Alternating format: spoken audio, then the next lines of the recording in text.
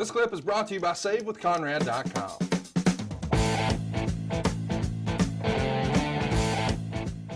The WWF is entering a new generation era in 95, and we're starting to push that, hey, we've got the new younger stars. We don't have the Nacho Man and the Huckster.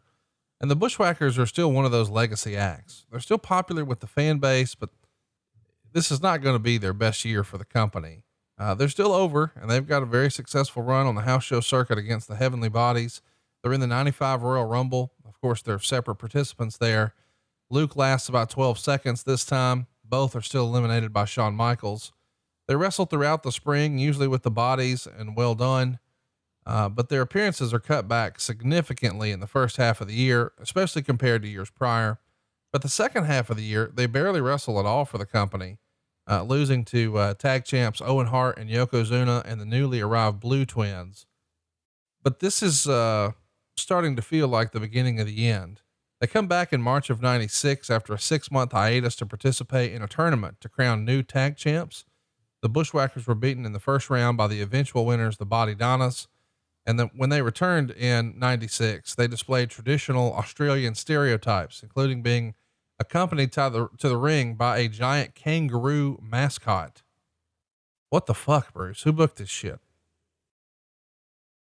Well, what the fuck do you want her to be accompanied to the ring by? A dingo? Well, they didn't need it before, right? Well, yeah, but after a while, man, the kangaroos want to get into the act. And from down under, then everybody loves kangaroos. They're good boxers.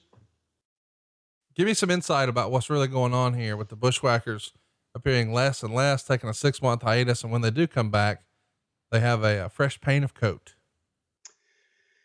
Well, I think, it was more along the lines of everything, every act really needs to sit on the shelf for a while sometimes. And it was an attempt to originally kind of put them on the shelf for a little bit, bring them back after a while, and fresh coat of paint, maybe add something new to it.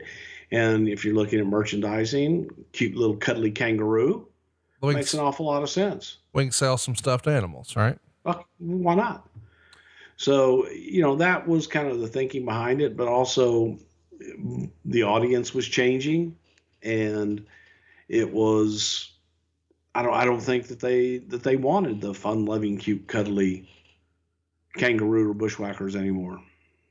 They're easily defeated by the Natural Disasters at SummerSlam 91. They go 6 minutes and 27 seconds. Meltzer gives it 3/4 of a star. After the bout though, the Natural Disasters make their way towards the injured Andre on the floor until LOD comes to make the save. What did Andre think of the Bushwhackers? Feels like he would have been big friends with these guys. Loved them. Yeah, absolutely loved them. Again, it was two guys or three guys, but one act, and had gone along similar paths in traveling all over the world and being an attraction all over the world.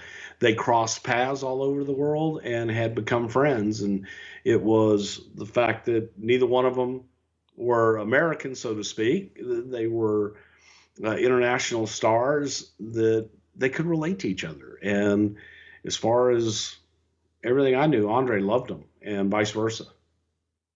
Hey, it's Conrad Thompson. Thanks for checking out the podcast here on YouTube. Be sure to hit the subscribe button and the notifications bell so you get a notice anytime we upload some new content. And go save yourself some money right now. If you're in a 30-year loan or you have credit card debt, it's not a matter of if I can save you money. It's a matter of how much. Find out right now for free at SaveWithConrad.com.